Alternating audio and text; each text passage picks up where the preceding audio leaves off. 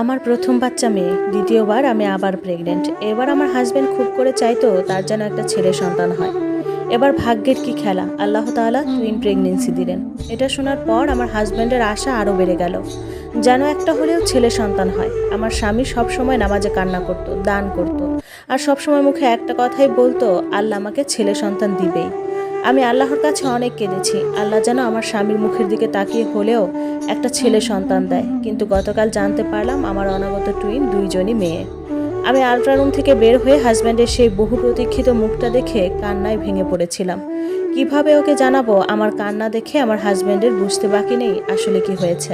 সাময়িকভাবে সে আমাকে সান্ত্বনা দিয়েছে ঠিকই, কিন্তু তার চোখ মুখে বিষাদের ছায়া স্পষ্ট।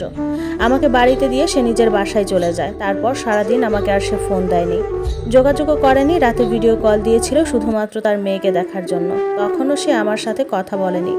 আজ সকালে সে আমাদের বাসায় এসেছে। বাসায় এসে তার মেয়ের সাথে অনেক খেলাধুলা করলো, মেয়েকে খাওয়ালো, কিন্তু আমার সাথে সে তখনও কথা বলল না। সে আমার পাশাপাশি বসে থাকার সত্ত্বেও সে আমাকে একটা বারের জন্য বলল না আমি কেমন আছি। আমি মানসিকভাবে অনেক ভেঙে পড়েছি। মাত্র 23 সপ্তাহ, এখনই যদি এত অবহেলার শিকার হই, তাও ছেলে সন্তানের জন্য, তাহলে বাকি সময় আমি কিভাবে কাটাবো এই মানুষটার সাথে? আমি ছেলে মেয়ে কোনো সময় ভেদাভেদের চোখে দেখিনি। আমার হাজব্যান্ডের ধারণা যার শুধু মেয়ে সন্তান তাকে কেউ দাম দেয় না, সমাজের চোখে নিচু হয়ে থাকে, তাকে কেউ ভ্যালু দেয় না। আর এটা সে তার বড় চাচার পরিস্থিতি দেখে বিবেচনা করে। আমার চাচা শ্বশুরের জায়গা সম্পত্তি কোনো কিছুর অভাব নাই, কিন্তু তার মেয়ে 4টি। তাই তারা এত সম্পত্তি থাকা সত্ত্বেও তাকে কেউ দাম দিত না তার মেয়ে সন্তানের জন্য। এটাই আমার হাজব্যান্ডের মনে বাসা বেঁধে আছে।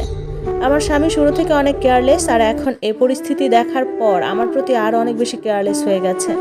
টুইন বেবি গর্ভে নিয়ে আমি কত কাজ করি, কত কষ্ট করি, আমার প্রতি রাত ঘুম আসে না। আর আমার স্বামীর অবস্থা দেখুন, তার চাওয়া পাওয়ার কোনো শেষ নাই। তার এমন আচরণ দেখে আমার মা বাবা খুবই কষ্ট পেয়েছে। আমি আমার স্বামীকে অনেক বুঝিয়েছি, দেখো যাদের সন্তান নাই, যারা নিঃসন্তান, তারা একটা বাচ্চার জন্য কেমন করে, অনেক কান্নাকাটি করে। আল্লাহ তোমাকে 3টা মেয়ে দিয়েছে, এটা তো অনেক আনন্দের, পরের বার না হয় ছেলে হবে। আমার হাজব্যান্ড একজন সায়েন্সের স্টুডেন্ট হওয়া সত্ত্বেও আমার হাজব্যান্ডের এমন গোড়ামি আমি কিছুতেই মানতে পারছিলাম না। এমনকি সে নিজেও বায়োলজিতে অনার্স মাস্টার্স কমপ্লিট করা। আমাকে যেদিন আল্ট্রারুম থেকে বের করা হয়, সে আমাকে জানিয়ে দেয় অনাগত 2 টুইন বেবির কথা আমি যেন তার পরিবারকে না বলি। অথচ আমি ভেবে দেখলাম আজকে যদি আমার একটা ছেলে হতো, সে কিন্তু ঢোল পিটিয়ে সবাইকে বলে বেড়াতো আনন্দের সাথে। মাত্র 2টা দিনে আমার স্বামী এতটা চেঞ্জ হবে আমি কখনো কল্পনাও করিনি। মনে হচ্ছে বাচ্চাটা তার না, বাচ্চাটা অন্য কারোর। তবে হ্যাঁ, আমার স্বামীর এতটা বিগড়ে যাওয়ার কারণ হচ্ছে একমাত্র আমার শাশুড়ি।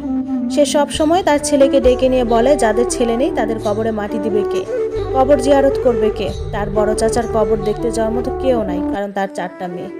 আবার যখন আমার শাশুড়ি আমার সামনে আসে, তখন সে কিছুই জানে না, একদম সাধু।